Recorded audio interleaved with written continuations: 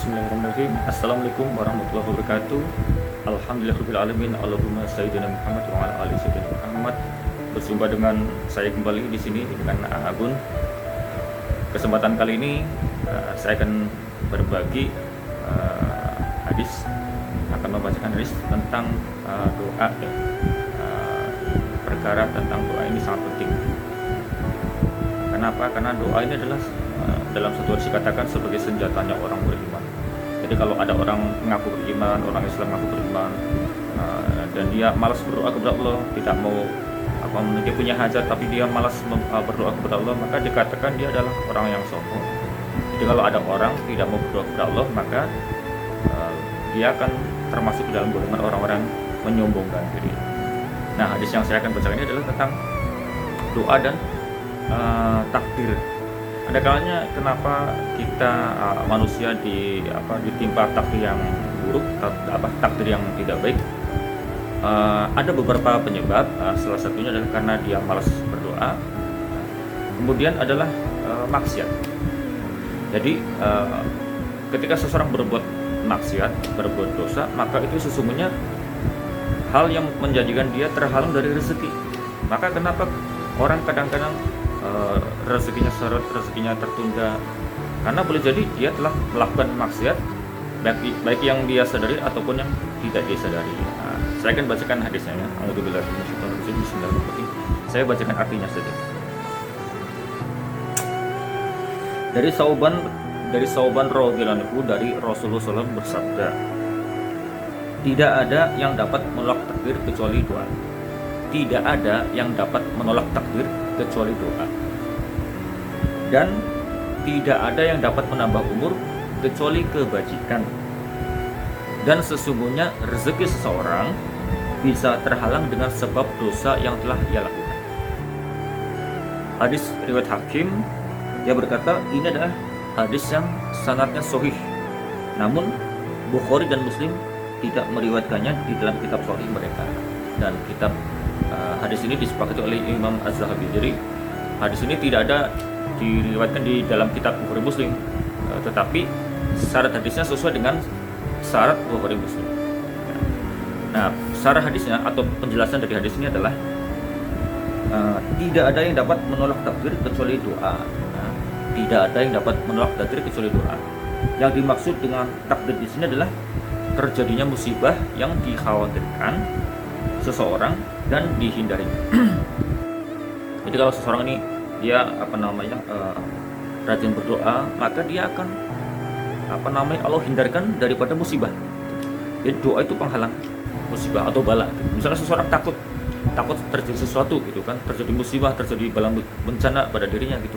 Maka dengan sebab doa tadi akan menjadi hijab gitu. Allah hindarkan dia nih dari takdir yang tidak baik, dari bala, dari musibah, mungkin kecelakaan, mungkin apa saja, bala bencana saja, bisa berbentuk apa saja.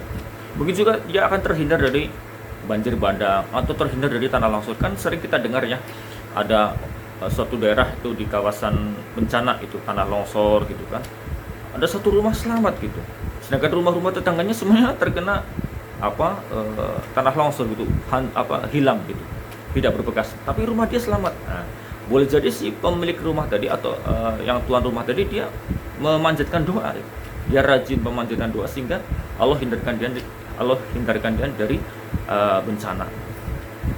Kemudian jadi apabila seseorang diberi taufik untuk berdoa, kalau seseorang itu diberikan taufik untuk berdoa, Allah pun akan melindunginya. Jadi Allah akan melindungi dia. Di antara perkara yang telah Allah takdirkan adalah ketentuan bahwa bala dapat ditangkal dengan doa gitu, ya. Nah, syarah hadis ini diambil dari kitab Syarhut Tibi, jilid 4 halaman 307. Jadi bala apapun, baik besar ataupun kecil, musibah besar ataupun kecil, itu sebenarnya bisa ditangkal, bisa dicegah, bisa dihindari gitu. Dengan cara apa? Banyak-banyak berdoa, ya kan? Boleh jadi mungkin Allah akan menakdirkan satu tempat itu ditimpa tsunami gitu kan. Sudah tertulis di Lauhul Mahfuz di kitab sana di langit, di daerah ini ditimpa musibah tsunami. Tapi kalau penduduk di kampung itu, di negeri itu, mereka rajin mendirikan sholat, taat kepada Allah gitu kan, rajin berdoa ya kan, maka Allah akan ubah, Allah akan ubah takdir yang buruk tadi kepada takdir yang lain, takdir yang lebih baik. Nah, kemudian yang berikutnya adalah tidak ada yang dapat menambah umur kecuali kebaikan. Tidak ada yang dapat menambah umur kecuali kebaikan. Nah, maksudnya contohnya begini, di dalam penjelasan di sini, misalnya di Lauhul Mahfuz sana jadi ketetapan Allah itu sudah tertulis di dalam kitab yang namanya Lauhul Mahfuz di langit sana ya. Di sisi Allah itu ada kitab induk, mungkin bisa dikatakan kitab induk ya, blueprint lah gitu kan, mungkin bisa dibilang kalau dalam bahasa kita itu blueprint, cetak biru takdir seluruh makhluk gitu kan, udah tulis semuanya di situ gitu kan. Tapi Allah juga bisa berkuasa untuk mengedit gitu. Yang takdirnya begini takdir A diedit dengan sebab amal soleh hambanya, amal soleh makhluknya gitu kan, diedit diubah jadi takdir yang lebih baik gitu kan. Nah, termasuk juga umur nih. Umur makhluk sudah ditentukan di Lauhul Mahfuz, si A umurnya berapa, si B umurnya berapa, dia akan mati dalam keadaan bagaimana dan sebagainya gitu kan, udah ditetapkan nih di Lauhul Mahfuz. Tapi itu juga bisa masih ada kemungkinan diubah. Kenapa? Allah tuh berkuasa mutlak gitu. Allah Ta'ala tuh punya otoritas mutlak gitu kan, berkuasa penuh gitu. Hak prerogatif Allah itu namanya gitu kan. Jadi misalnya gini, misalnya si ada orang namanya A nih. Jadi Allah itu tetapkan si takdirnya si A ini umurnya sekian gitu kan. Nah, misalnya si fulan, kalau dia tidak menunaikan ibadah haji atau tidak ikut berjihad, umurnya 40 tahun. Nah, misalnya ini dalam syarah di sini, dalam penjelasan di sini, contoh nih ada si A nih. Kalau si A ini tidak berhaji, si A ini tidak berjihad, umurnya ditetapkan 40 tahun. Gitu. Tuh ya, kalau misalnya dia tidak mau berjihad, tidak mau mendakwahkan agama, tidak mau kurus misalnya gitu kan, tidak mau berjihad di jalan Allah, tidak mau menginfakkan harta di jalan Allah, Allah tetapkan umurnya 40 tahun. Tapi kalau si A ini mau berhaji, mau berjihad, mau menginfakkan hartanya di jalan Allah, maka asbab amal tadi, amal jihad dia, amal haji dia, Allah akan ubah umurnya, bisa ditambah gitu kan. Tapi jika menunaikan ibadah haji dan juga ikut berjihad, maka umurnya 60 tahun. Nah, ini dikasih contoh seperti itu ya. Nah, dalam hadis. Jadi apabila ia melakukan kedua amal itu lalu umurnya mencapai 60 tahun, ini berarti bahwa umurnya telah dipanjangkan. Jadi kalau dia tidak berjihad, dia tidak berhaji, umurnya 40. Kalau dia berjihad dan berhaji, umurnya 60. Nah, gitu. Jadi asbab dua amal tadi Allah panjangkan umurnya gitu kan. Diedit keputusan Allah yang di Lauhul Mahfuz sebelumnya 40 tahun, diedit jadi 40 tahun. Nah, jadi kurang lebih seperti itu ya. Nah, ini keterangan ini diambil dari kitab Wirqatul Mafatih jilid 5 halaman 38. Nah, gitu. Nah, ini saja satu hadis yang bicara tentang doa, di mana doa dikatakan sebagai senjatanya orang-orang beriman. Doa ini bisa menjadi penghalang daripada takdir yang menghindarkan takdir yang buruk. Kemudian ada amal-amal yang bisa menambah umur.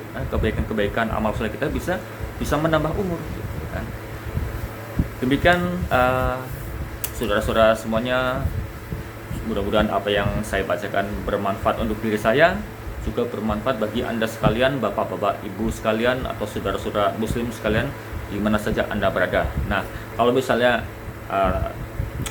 video ini bermanfaat, silahkan di like atau linknya di share juga boleh di media sosial milik Anda semuanya gitu kan. Jadi sebarkan kebaikan sebanyak-banyaknya. Jadi kalau misalnya saya berbagi, saya dapat Anda menonton gitu kan, saya dapat pahala dari jumlah penonton, kemudian para penonton tadi merepost atau misalnya menyebarkan kembali baik dengan link atau apapun caranya, maka Anda semua juga akan ikut mendapatkan pahala. Karena dalam satu hadis dikatakan barang siapa yang memberikan satu contoh kebaikan, maka dia akan mendapatkan pahala sebanyak orang yang mengikuti dia. Terima kasih sudah menonton video ini. Semoga bermanfaat. Assalamualaikum warahmatullahi wabarakatuh.